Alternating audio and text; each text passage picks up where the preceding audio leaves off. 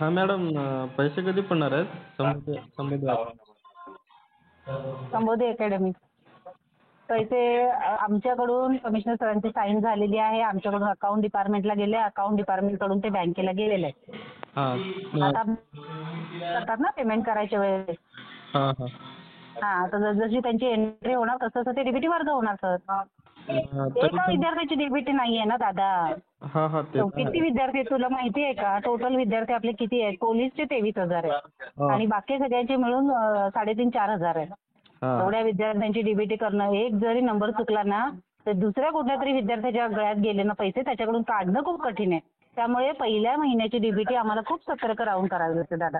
तर तुम्ही सहकार्य केलं तर आम्हाला ते पॉसिबल आहे.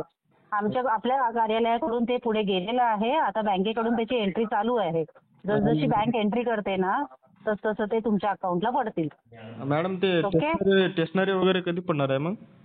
ते सगळं स्टेशनरीच्या आमच्या सूचना देऊन झालेल्या आहेत संस्थेला. तुम्ही संस्थेला डिरेक्टली कॉल करायचं. संस्था जर तुम्हाला काही देत नसेल तर त्याच्याविषयी आमच्या मेलवर तुम्ही आम्हाला एक ॲप्लिकेशन पाठवू शकता की संस्थेने आम्हाला अद्याप एवढं काही दिलेलं नाही. हां हां ते 12,000 म्हटलं तेच. एक मिनिट हां. काय? हॅलो. हां. हॅलो. ते 12,000 स्टेशनरी म्हणजे काय म्हणायचंय तुला? ते आपल्या स्टायपेंडसाठी 12,000 पडणार होते ना, 22,000चा हप्ता पडणार होता ना. हां. तू कुठल्या योजनेमध्ये आहेस? पोलीस. पोलीससाठी 22,000चा हप्ता नाही पडणार आहे. पोलीससाठी आपण फक्त पहिला डीबीटी देणार आहोत. तुमचा अनुषंगिक खर्च आहे ना तो तुम्हाला आता पुढच्या डीबीटीला मिळणार आहे. कारण की कसं आहे एवढे 22,000 दिले आणि ते चुकीच्या अकाउंटला गेले तर कोण परत हे करणार?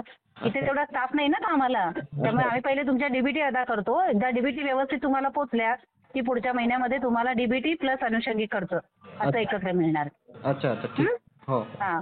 थोडी आमची परिस्थिती समजून घ्या रे दादा. तुम्ही काय कोचिंग क्लास करता पण इथे किती बारकाईने काम करावं लागतं. हो. एक तर तुम्ही ते माहिती देताना पण व्यवस्थित संस्थेला देत नाही. पुसट डॉक्युमेंट्स असतात. मग त्या विद्यार्थ्याला कॉल करावा लागतो. मग तो विद्यार्थी त्याचा नंबर दिलेला नसतो. त्याच्या वडिलाचा भावाचा नंबर असतो.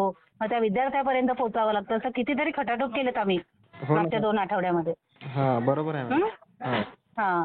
आणि आता तू माझा कॉल रेकॉर्ड केलास ना तर हे तू बाकीच्या मित्रांना पण सगळ्यांना ऐकव की मी काय तुला बोलले ते. ठीक आहे? नाही मॅडम, ते काय झालंय, नवीन ड्रमर लावला ना ते रेकॉर्ड होतं आपोआप. अच्छा, बाय डिफॉल्ट होतं. चांगली गोष्ट आहे ना, बाय डिफॉल्ट होते तर. पण आता तू तुझे बाकीचे मित्र आहेत त्यांना पण ऐकव की आपलं काय कम्युनिकेशन झालंय. ओके ठीक आहे. ओके. बाय. ओके.